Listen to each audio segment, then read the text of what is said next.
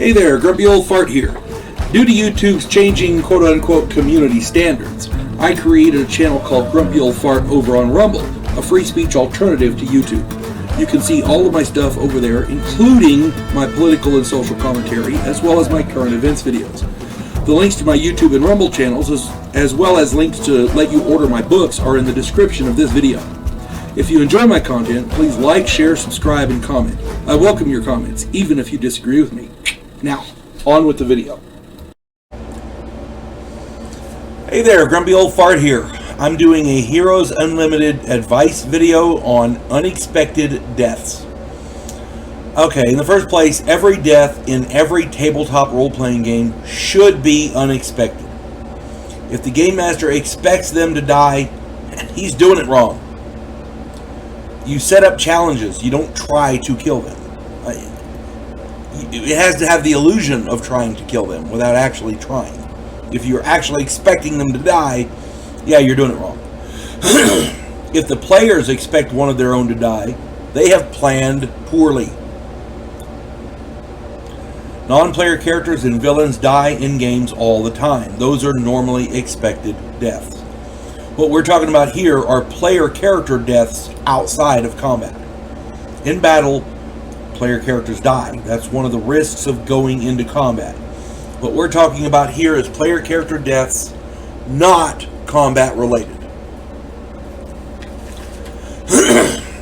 Such deaths can be difficult to process by some players.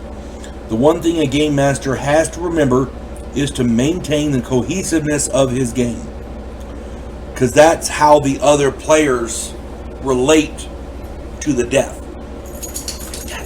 This is it. I tried to, when I wrote this video out, because I do write out a lot of them, I tried to put it in terms players would understand as well as game masters. The cohesiveness of the game is what links the different game sessions together. Your campaign, it has to be cohesive. You have to maintain that cohesiveness even if players die. So if the player character dies, then the game moves on. It has to. For the players to be able to process that death and move on with the campaign, the death has to have legitimacy. You can't just kill a character outright, because then the other players say, holy crap, what do we get into? We don't want to play with this guy anymore. You see what I'm saying? It has to fit the campaign. The campaign has to be cohesive. The questions that a game master has to ask himself are, what events precipitated the death? Was the player given sufficient means and opportunity to avoid the event? If so, then it is his own fault. If not, then the game master is at fault. It may be necessary to backtrack and correct your error. If a player dies, and the player argues, listen to him. Be sympathetic. Okay, what could have prevented your death?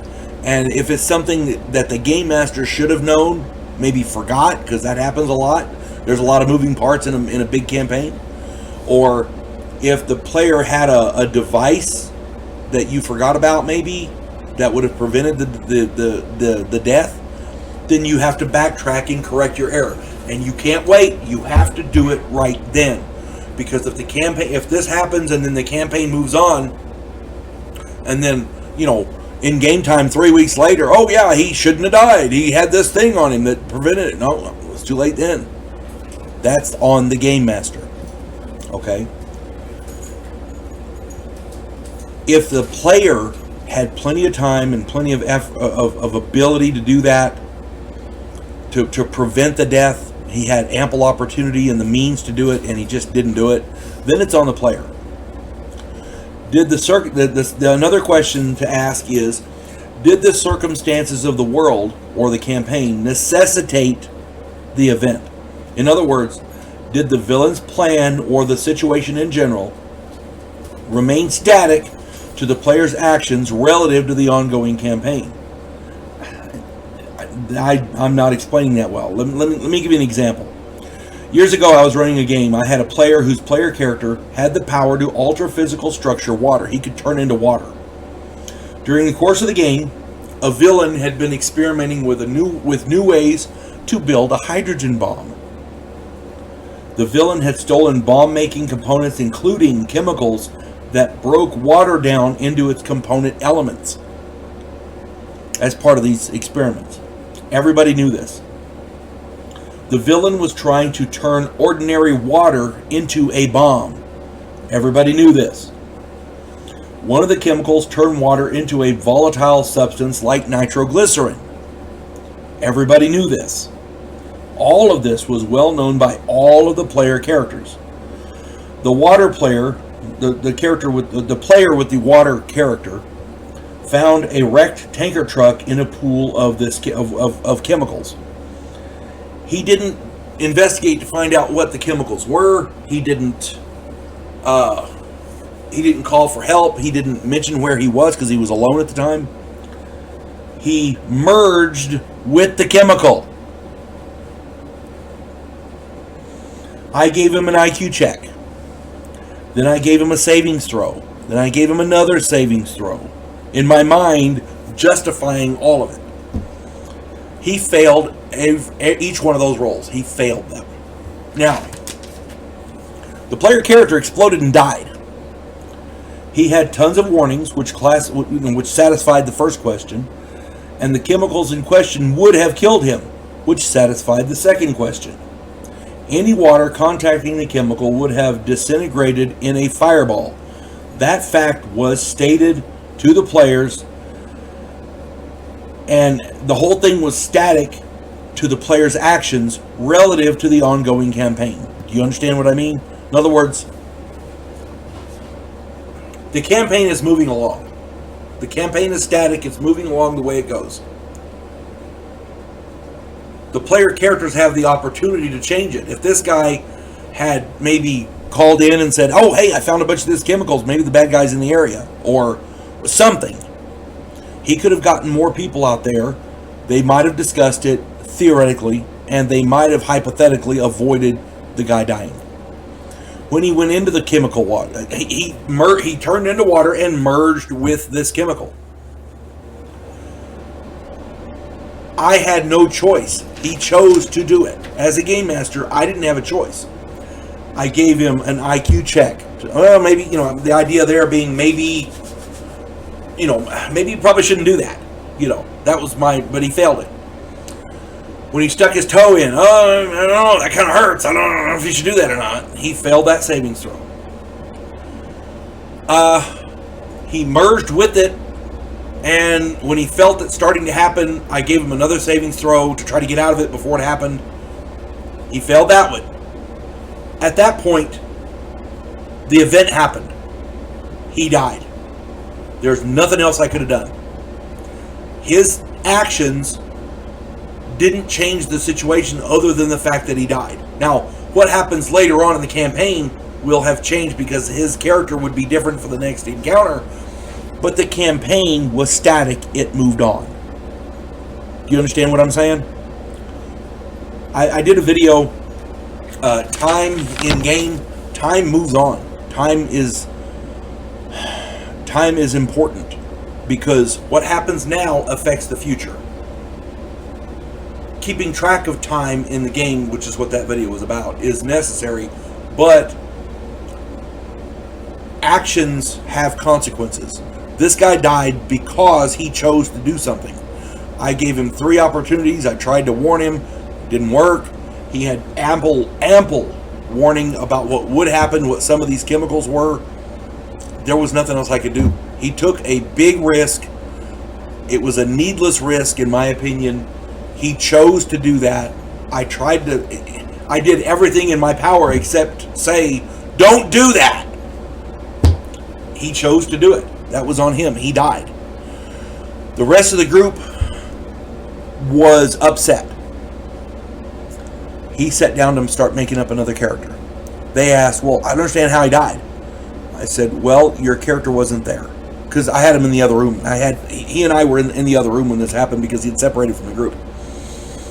And they said, well, if he's... Because initially it was, well, where's he at? I can't tell you. And then he sat down and started making up a new character, and they oh crap, he's making up a new character, you know. Did he die? I can't say. Well, what happened? How did he die? You don't know, you weren't there. They looked at him. What happened? And I said, he can't tell you. Oh crap, he's dead, you know, that kind of thing. And I said, well, you know he was heading out into this area. And they said, well, okay, let's go investigate, because he's not back yet. When he's not back in a certain amount of time, we'll go investigate. I said, okay. So they went out there. They found this chemical, and they did some scientific study, and they found out what it was, and they found traces of his DNA scattered all over the rocks. Yeah, he died. They figured that part out. Oh, okay, so that's what happened to him. See, what happened was appropriate for the. See how I put it in here.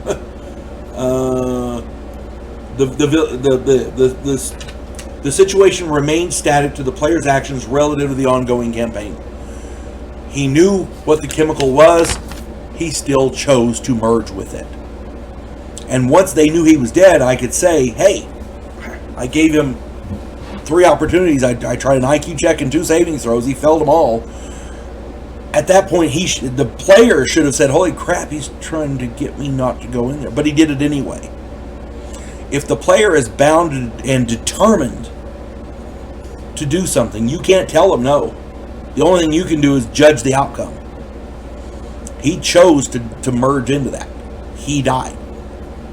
Once the players understood what happened, you know, then I was off the hook, as it were, because they understood. There are players who are stupid, and then there are players who just don't think.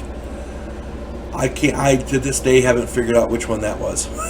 But at any rate, unexpected deaths happen in games, and the only thing you can do is make sure, as a game master, is to make sure it's justified in the campaign itself. If it's not, then you made a mistake.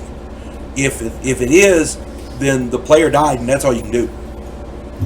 There's you know, I mean, unless there's a way to resurrect him, like in D&D or something. But at any rate, I hope this helps. And again, I'm not saying this is how you have to do things, but I've been gaming a long time. I started playing tabletop role-playing games in the mid-'70s. I started running Advanced Dungeons & Dragons in '79. I've been running Heroes Unlimited for decades, since the late '80s. So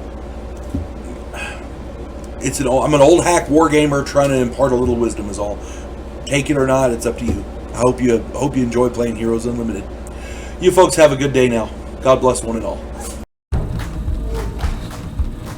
We elect cookie-cutter politicians every single election cycle. Yes men who maintain the status quo and do just enough to make us believe the system still works. Imagine, if you will, a president who actually tries to fix things. If you like action, political intrigue, and a righteous crusade, check out my political thriller, The Righteous President.